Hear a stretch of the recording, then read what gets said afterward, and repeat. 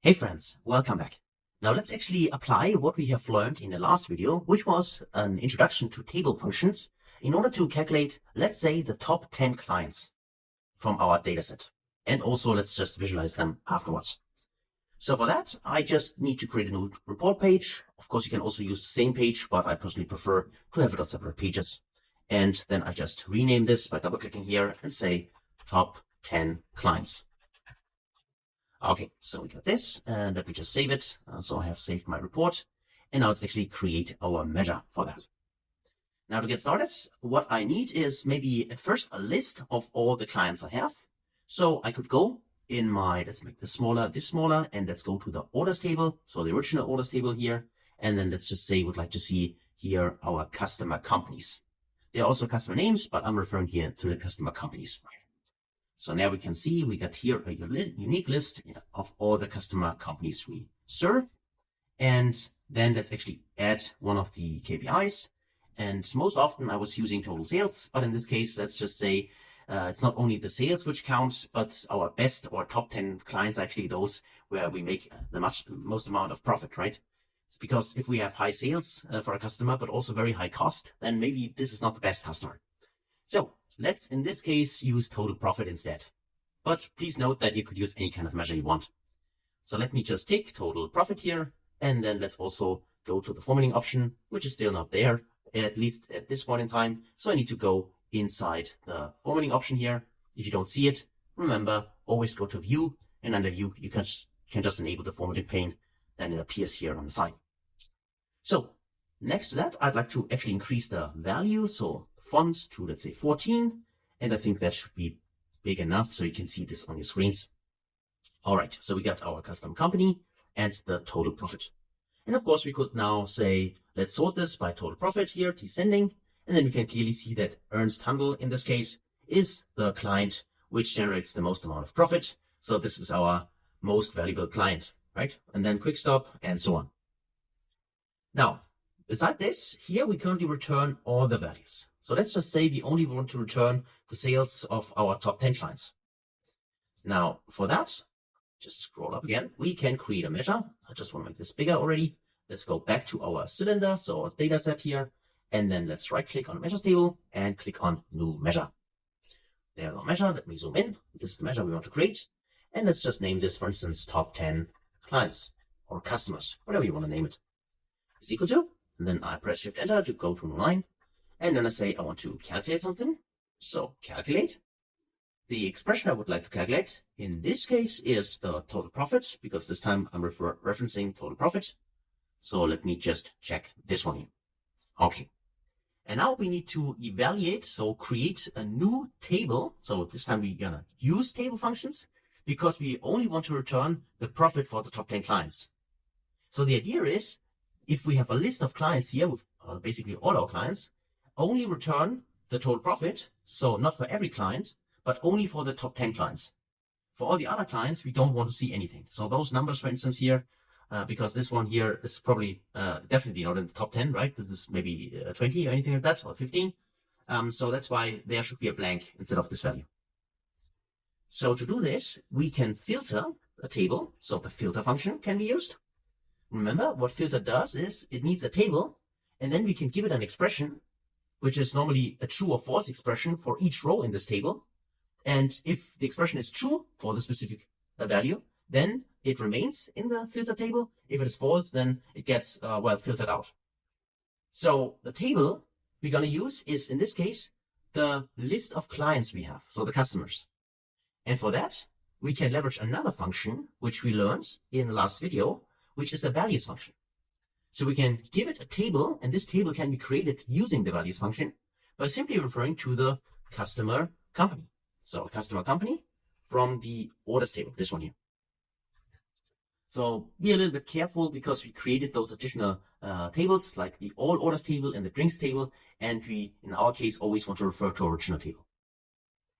So what this gives us is a unique list of customer companies. Remember, that's what the values function does. If we give it a column from a table, then it always returns a unique list without any duplicates. Same as when you go to Excel and say you remove duplicates from a column, right? That's what we get here. Now, this filter this table itself, we want to filter further down because we only want to see the top 10 clients, not all of them, which are currently included in this values. So for that, we can use another function, which we already learned, which is the rankx function. Because the rankx function allows us to rank specific values based on a measure, right? Now, what we want to rank are the customers. And in this case, I'm using the all function because we want to remove any kind of filter context. Remember, with the ranking, if we do not use the all function, then the current filter context, like for instance, let's just say this one, Varshin Herku, I probably pronounced this wrong, but this would be the current filter context. And if we use a rankx function, and we do not use the all function, then it gets filtered to only this client, and then we can see a 1 for all. In this case, the ranking will always be 1 for all the clients. We have seen this in one of the prior videos, so if you want to see this again, have a look at that. But otherwise, just keep in mind that whenever you use the rankx function, then you always want to use the all function. So normally these always are used together. So rankx, all, and then the specific table. So in this case, it is the customer company, one more time, customer company from the orders table, this one here. So this just means, in this case, filter the list of unique customers based on the ranking of all the customers. And this ranking is based on which measure? Well, in our case, the total profit. That's the measure we want to do our ranking on. And then we just say we would like to rank descending because the highest profit should be rank number 1. And also I'm referring to the dense ranking. That's my default one. And I can close this. And now the expression is simply that the ranking is less or equal to, and then the value. So if we, in our case, say top 10 clients, then the ranking should be less than 10, of course. If you choose top 20, then use a 20 here. Or remember, if you want to be totally dynamic and give the end user this option, then you can use simply the numeric parameter, which we also have done when we talked about ranking in Power BI. So that is that. And then I need to close the filter, and I also need to close here the calculate function. And that should be it. So let me just select everything, Control C to copy this. Then I go back to my little helper tool in here, and I go to edit. I just paste everything inside. I click on format, let the magic happen, and then I can copy this. And this case goes back in here, and then I paste it inside like that. Okay. So that looks already better. So at least easier to read, at least from my point of view. One more time, you don't have to do that, but I think that's really a great helper tool to format this correctly. And you might want to do this as well, which is helpful, not only for you, but also all your colleagues will be very, very thankful that you do that. Okay. So we have that. Let's actually then check the box in here. Okay. We are good to go. We got our top 10 clients. And now let's actually also make this smaller. Select the measure which we have created, going to the dollar symbol here, and also make sure that we only display 2 decimal numbers. Let me select that. And now let's actually add this. And what I would expect is that we only see 10 values. And that is actually the case. You can see here 1, 2, 3, 4, 5, 6, 7, 8, 9, 10. Exactly 10 values. And of course the same values as we have seen for the customers in here, right? We do not change the value. We only make sure that we only display 10 values. And this, of course, can now be also used in any kind of visualization. So just to show this to you as an example, if, for instance, we say we would like to see, let's insert a donut chart, click somewhere on the blank canvas, click on the donut chart here. Now we have our donut chart, and then let's actually make this a little bit smaller. And then let's put the top 10 client sales inside like that. And now if we take something on the legend, so in this case, where is it? There's the legend. Let's click here and add the customer company. So if we search for customer company and use it here from the orders table, click this option, then we can see here, we now have all the orders from only our top 10 clients, right?